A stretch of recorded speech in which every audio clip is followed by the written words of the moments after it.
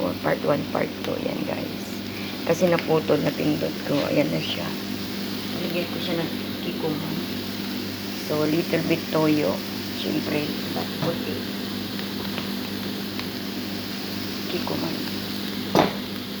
The last but not the least na ilalagay natin is yung ating rice. Yung egg, ginanyan ko siya talaga kasi ayoko ng egg na bugok for wasak. So, I'm going to put now guys yung rice. 1 cup of rice. Yan. See?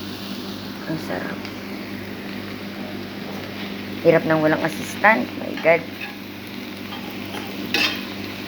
Yan lang kasimple ang buhay ni Alex.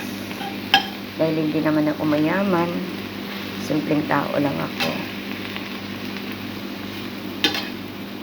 Maharot tignan, sabi nga nila, pero hindi nyo lang alam kung ano ang nasa loob ko. As well, may disiplina yung nanay ko sa akin. Lagi niyang sinasabi, ang isang babae ay hindi lang marunong mag-makeup, hindi lang marunong sa mukha. Kailangan marunong kang magluto. See? Ganyan lang siya guys. Kasimple ang ating fried rice. Alright? So, ganyan lang ang buhay.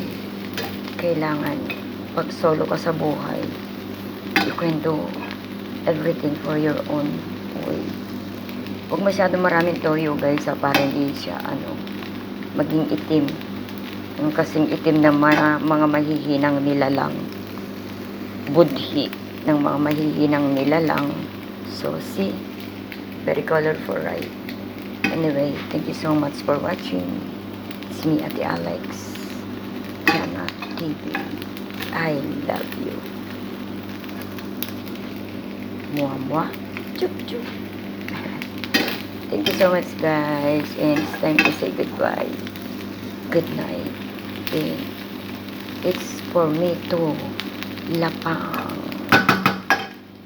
O nga pala, lalagay ko sa sana hindi ko mapindot sa aking plate.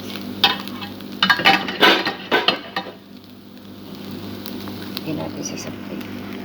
Huwag sana. Yan. Just the way you are, Alex. People say you are crazy. But if they know everything about you, hindi ka nila husgahan. Hindi nila iisipin kung gaano ka ka-strong woman. Ayan. Shout out the division. See, I got a lot of idea for cooking because of the division.